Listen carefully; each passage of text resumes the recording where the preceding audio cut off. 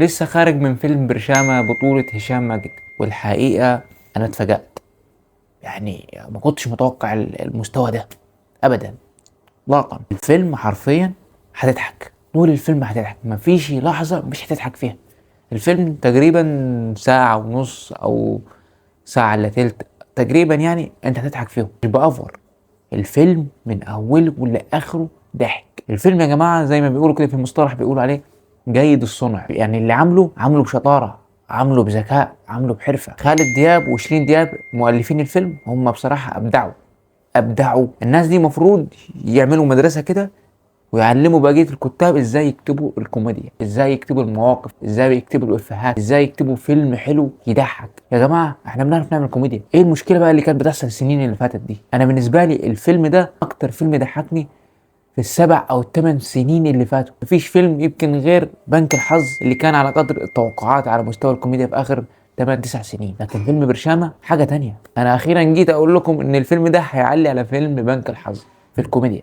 انت الساعة ونص او الساعة وتلت انت هتضحك فيهم. الفيلم يا جماعة في حتة تانية. هي مبدئيا كده القصة بسيطة جدا، قصة بسيطة بس بتطلع كمية ضحك وكمية مواقف وكمية افيهات، والشخصيات المكتوبة بعناية. كل شخصية هتطلع ضحك، مفيش شخصية ملهاش لازمة، لا كل شخصية بتخدم على الفيلم. يعني القصة بسيطة، بتحكي عن مجموعة طلاب بيمتحنوا امتحانات الثانوية العامة للمنازل. بتشوف بقى لما بيدخلوا الفصل حاجة تانية، كل شخصية مكتوبة حلو. هشام ماجد في الفيلم ده انا مش هبالغ، اكتر واحد ضحكني في الفيلم. كميه الافيهات، حاتم صلاح ومصطفى غريب، الجماعه الاثنين دول ما لهمش حل. شيرين دياب وخالد دياب بصراحه ابدعوا في الفيلم ده على مستوى الكتابه. القصه بسيطه جدا بس تحس كده في مواقف فيها ذكاء وفيها حاجات كتير حلوه. خالد دياب على مستوى الاخراج في الفيلم ده بصراحه ابدع، كل شخصيه بتطلع ضحك. عارفه عبد الرسول خطيره، كميه كوميديا طالعه من الشخصيه دي رهيبه رهيبه. يعني في مشهد كده، يعني ممكن لو الناس اللي ما اتفرجتش على الفيلم انا بحرق في الحته دي.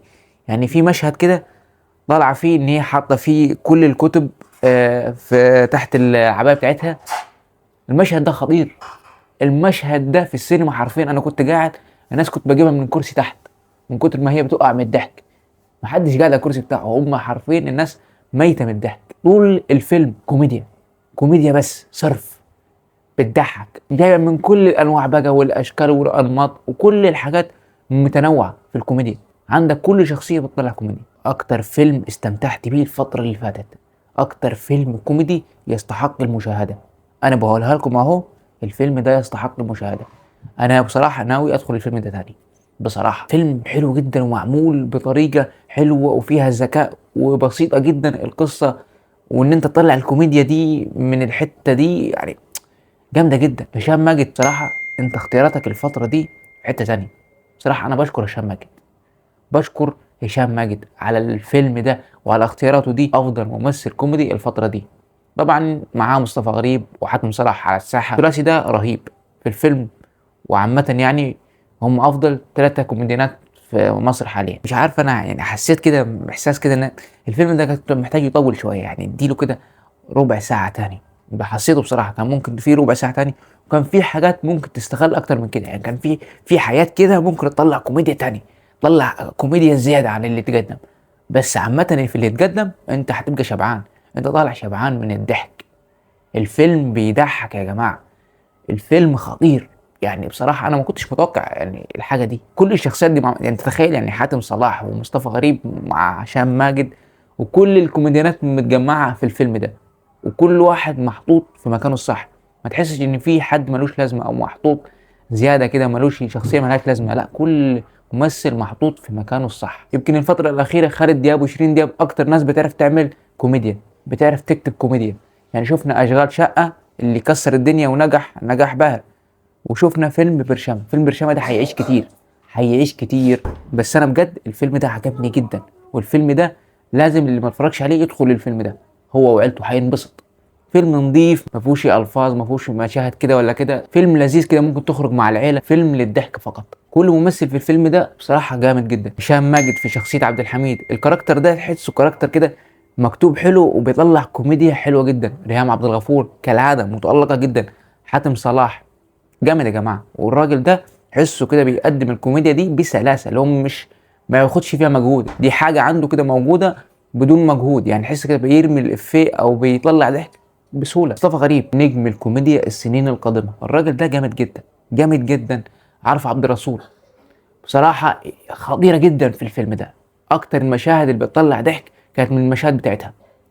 كل ممثل بصراحه جامد جدا. باسم سمره كالعاده، باسم سمره متالق الفتره دي، وفي الفيلم ده حلو جدا، والكاركتر بتاع شخصيه العمده ده بصراحه حلو جدا. مش عايز انسى حد بصراحه، بس انا بشكر جدا جدا شيرين دياب وخالد دياب على الفيلم الجميل ده، على الكتابه الرائعه دي. في كتاب بيعرفوا يعملوا كوميديا حلوه جدا وبتطلع ضحك ومش مبتذله. شيرين دياب وخالد دياب شابوه جدا.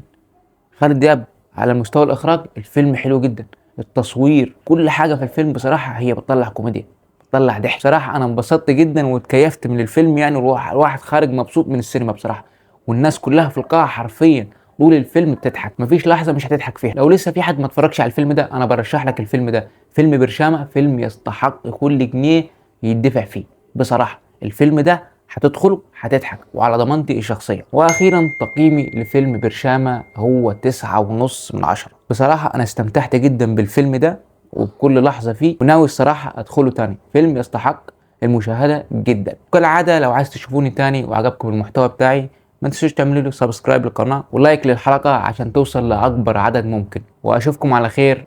سلام.